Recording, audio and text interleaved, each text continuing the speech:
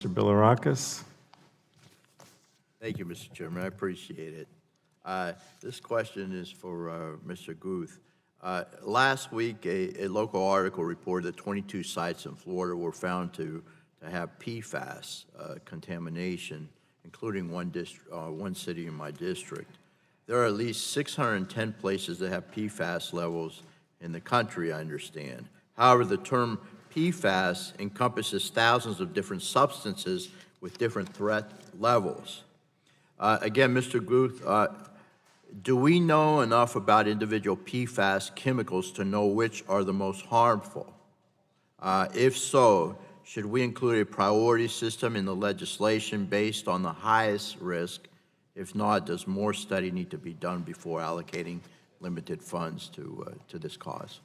The simple answer is no. We know, in the grand scheme of toxics, we know very little about this family of chemicals as far as what their epidemiological impacts are. We know that they're vexing, they're long-lasting. A significant portion of the population has PFAS in their blood system. But as you point out, they're not all the same. And so we have a process in place, or Congress has created a process at EPA to review the science of these chemicals and to ascertain which of them are innocuous and which of them aren't. And that's the stage that we're at right now. But because they're so pervasive, there's understandably great concern around the country.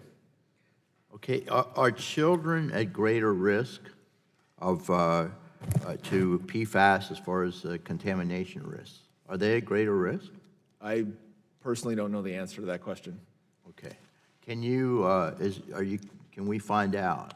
I mean, Absolutely, we can follow up do with some you. research and get back to us. Follow up. Thank you very much. Next question again for Mr. Guth. State regulators have been focused on accelerated replacement of aging infrastructure. In fact, DOE has an existing collaborative with the National Association of Regulatory Utility Commissioners to address this issue. The collaborative was designed so that DOE could focus on the demonstration of new technologies for leak detection and pipeline replacement. Mr. Guth, how might the grant program proposed in the LIFT Act impede on states' authority to establish rate structures and criteria for the accelerated replacement of pipelines deemed no longer fit for service? How it might impede is, I think in some areas it might be interpreted to be proscriptive as far as where the money goes and how the cost recovery comes.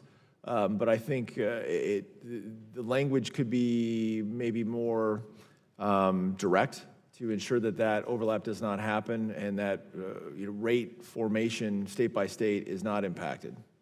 Okay, thank you for that input. One more question for you, sir. I'm glad to see interest in extending the school and child care program lead testing grants and the lead drinking fountain replacement programs. Lead contaminated water in schools is a big issue in my district and probably all over the country. And we need to make sure that we protect our children. Last month, a local news outlet reported that 68% of Florida school districts did not fully test for lead in drinking water. Additionally, a lot of the schools in my district tested above the federal standard for action. Again, I want to see more testing because it's so very important. Can you comment on that, sir? I think within the context of my testimony and this legislation, I think the most important part to accept is that there is a great need for federal funds across many forms of Safe Drinking Water Act programs.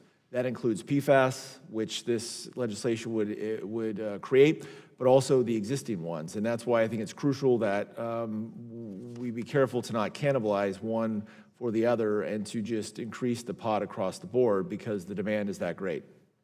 Okay, thank you very much. And now you're back. The gentleman from Florida yield? Yes. I appreciate that. Thank you, Mr. Chairman. Yes. Commissioner